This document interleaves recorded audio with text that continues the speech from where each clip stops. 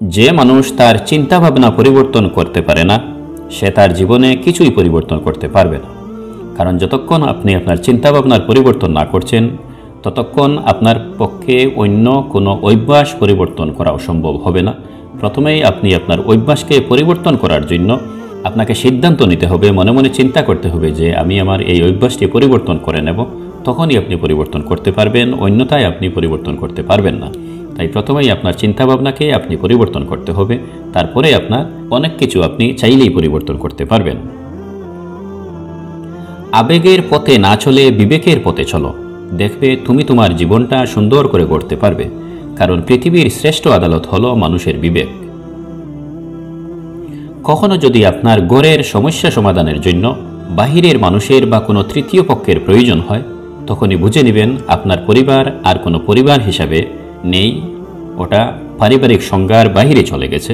কারণ আপনার ঘরের সমস্যা আপনার ঘরের মানুষদের মাধ্যমেই সমাধান করে নিতে হবে। সমস্যা মাঝে মধ্যে দেখা দিবে, পরিবার হলেই যে সমস্যা দেখা দেবে না এমন নয়, সমস্যা দেখা দেবে। এই সমস্যাগুলো আবার সমাধান আপনারা নিজেই পরিবারের মানুষেরা করে নিতে হবে। যদি দেখা যায় যে পরিবারের মানুষেরা মিলে সমস্যার সমাধান হচ্ছে না, তাইলে ধরে নেবেন এই পরিবার সঠিকভাবে পরিচালন হচ্ছে না। তাই সমস্যা যতই গাঢ় হোক, প্রথমে চেষ্টা করবেন নিজেদের মধ্যে সমাধান করে নিতে। একজন মানুষ তার কর্ম দ্বারা মহান হয়, তার জন্ম দ্বারা নয়। আপনি কোন বংশে জন্মগ্রহণ করেছেন বা কোথায় কোন স্থানে জন্মগ্রহণ করেছেন সেটা বড় কথা নয়। আপনি যেমন সৎ কাম করতে পারবেন, তেমনি আপনি মহান বলে পরিচিতি লাভ করতে পারবেন। নিজের পায়ে যতক্ষণ শক্তি আছে দৌড়াতে থাকুন, ক্লান্ত হলে আপনি হাঁটবেন, তবুও অন্যের পা ধরে চলার চিন্তা করবেন না। যে তোমার কাছে এসে অন্যের নিন্দা করে, সে তো তোমার নিন্দা অন্যের কাছে করবে। এই ধরনের লোক থেকে নিজেকে যত দূরে রাখা যায় ততই মঙ্গল।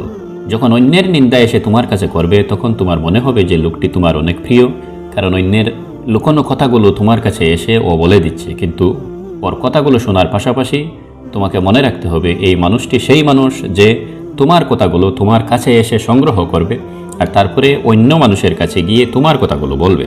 তাই এ ধরনের মানুষের সঙ্গ ত্যাগ করা উচিত। কেউ যদি অন্যের নিন্দা তোমার কাছে করতে আসে, তাহলে ওকে সরাসরি বুঝিয়ে এসব থেকে দূরে রাখার চেষ্টা করবেন। কোনো কিছুতে তুমি যদি সফল হতে না পারো, তাহলে এই কাজের পিছনে তুমি কতটুকু চেষ্টা করেছো তা কেউ দেখতে পারবে না।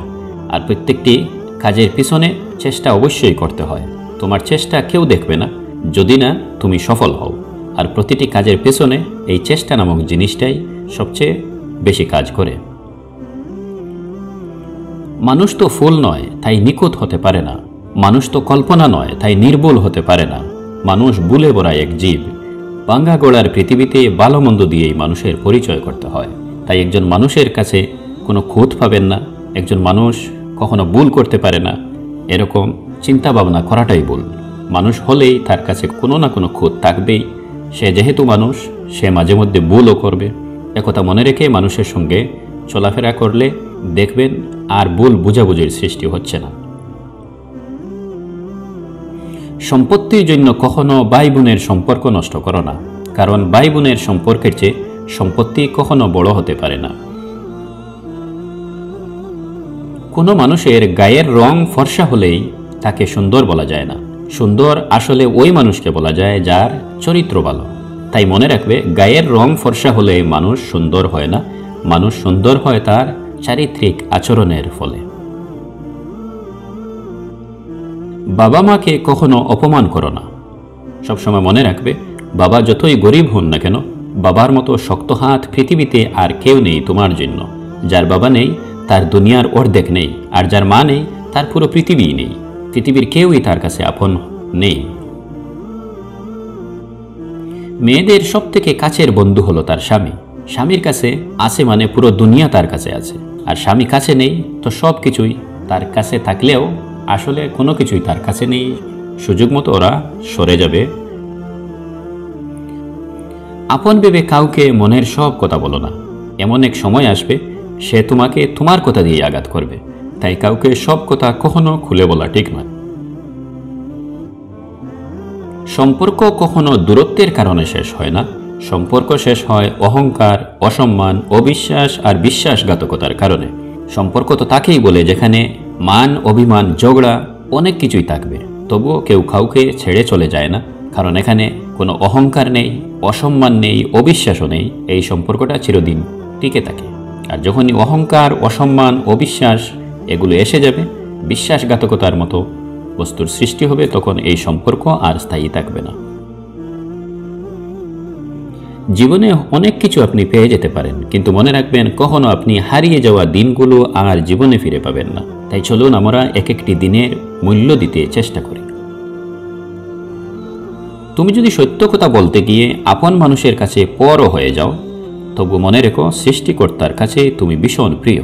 তোমাকে যিনি সৃষ্টি করেছেন তিনি তোমাকে ভালোবাসবেন, যেহেতু তুমি সত্যের সঙ্গে রয়েছ। অহংকার ত্যাগ না করলে কোনোদিন সুখী হওয়া যায় না। অহংকার আগুনের মতো, আশপাশের সম্পর্ক, ভালোবাসা, সম্মান এসব কিছু পুড়িয়ে নষ্ট করে দেয়। এক সময় নিজেকেও পুড়িয়ে ছাই করে দেয় এই অহংকার।